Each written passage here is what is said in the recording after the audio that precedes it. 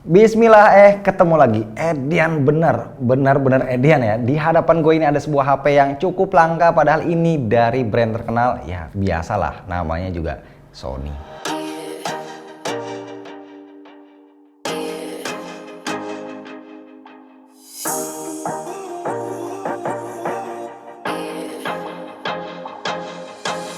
Xperia Pro I. Wih, dari namanya udah meyakinkan banget ya. Kalau kata Sony, huruf I-nya ini singkatan dari imaging, dan kalau dibacanya kan Pro I, bisa jadi juga maksudnya HP ini punya mata yang pro. Mata di sini ibaratnya kameranya. Jadi dengan kata lain, kameranya pro banget. Tapi urusan kamera ntar aja belakangan, kita spill harganya dulu. HP ini dijual seharga $1.800, dirupiahin itu sekitar 26 juta lah. Nggak terlalu mahal lah ya, mirip-mirip iPhone. Tapi sayangnya karena nggak masuk resmi, kita beli dari luar, jadi harus bayar pajak biar emailnya aktif seumur hidup. Ditambah lagi sama ongkir, ya kira-kira di atas 30 juta. Kebiasaan Sony, mereka kalau bikin HP mau murah kayak mau mahal kayak boxnya pasti sederhana aja. Boxnya ya simpel putih gini aja, tapi di bagian belakangnya ditulisin no plastic in packaging. Good job ya Sony, jadi udah full ramah lingkungan, bisa di recycle. Di bagian belakangnya ini kita bisa lihat ya, udah dipajang, dijajarin fitur-fitur unggulan dari sebuah Sony Xperia I. Udah langsung aja deh ya, nggak usah bertele-tele, langsung kita buka pelan-pelan boxnya. Di dalam boxnya ini kita dikasih charger 30 watt sama kabel data. Udah itu aja isinya. Masih bersyukur karena masih dikasih casan. Sekarang langsung icip-icip HP-nya. Sumpah ya, ini HP feel-nya luar biasa solid dan premium. Beneran nggak bohong, kayak kokoh banget, padat berisi, dan untuk warnanya Sony nggak mau neko-neko ya. Mereka cuma sediain warna frosted black, nggak ada pilihan yang lain. Feeling gua karena Sony paham banget, mereka jual Xperia Pro I ini nyasarnya segmented banget antara kaum fanboy Sony, orang-orang yang kerjanya fotografer pro, atau kalau enggak ya golongan crazy rich yang bingung mau abisin duitnya itu buat apaan, akhirnya iseng beli HP ini. Tapi kalau gua sih serius suka banget HP yang punya flat frame kayak gini. Ini tebelnya 8,9 mm, dengan kata lain termasuk tipis. Kalau beratnya juga oke banget di 211 gram, berbobot tapi nggak terlalu berat juga. Asiknya HP ini bagian framenya itu dikasih tekstur garis-garis 3D biar gripnya enak nggak licin, secara kan pasti bakal sering dipakai motret. Sony masih ngasih jack audio ada di atas, slot SIM cardnya model congkel, nggak perlu disodok-sodok. Dia hybrid micro SD, dan di sisi kanan ada volume rocker, ada tombol power sekaligus fingerprint, juga ada tombol bulat kecil itu buat shortcut, dan tentunya shutter button yang juga ada tekstur total 3D.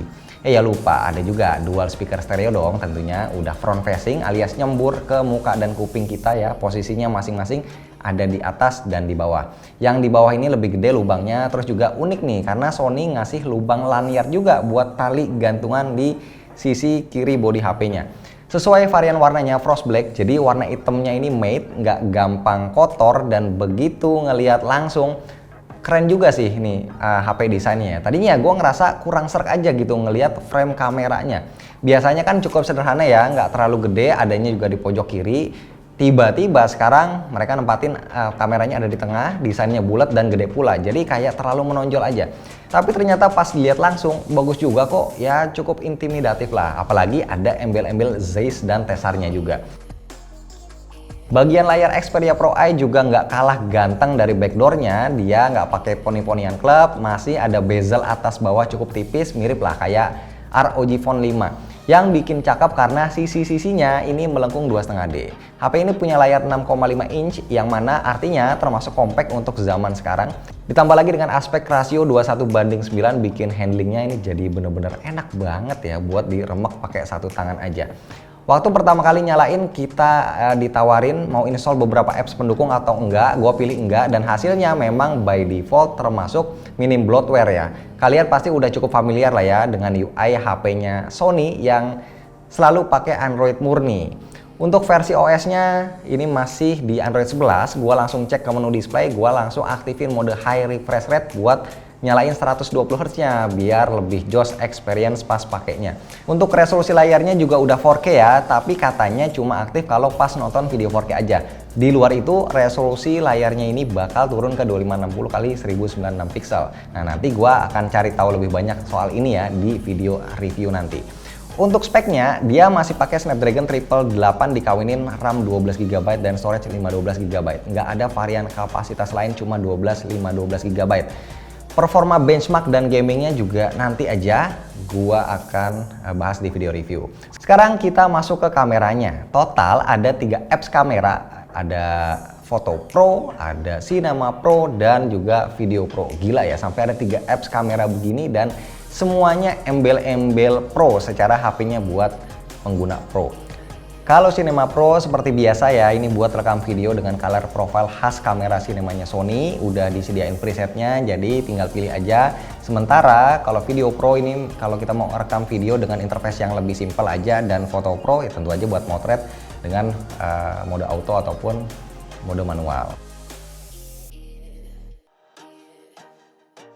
Untuk jumlah lensanya sendiri total ada 4, ada triple 12 megapiksel untuk wide, ultra wide, dan tele 2 kali optical zoom ditambah lensa 3D ToF 0,3 megapiksel. Yang menarik adalah lensa wide-nya yang punya 2 aperture, bisa kita switch f4.0 atau f2.0, dan untuk perekaman video di kamera ini support OIS dan juga 5 axis gyroscope. Dari yang gue lihat-lihat di channel luar, karakter kamera Xperia Pro Eye ini lebih natural dibanding iPhone 13 series. Motret malam ya beneran kayak malam, motret daun hijaunya ya lebih mendekati aslinya.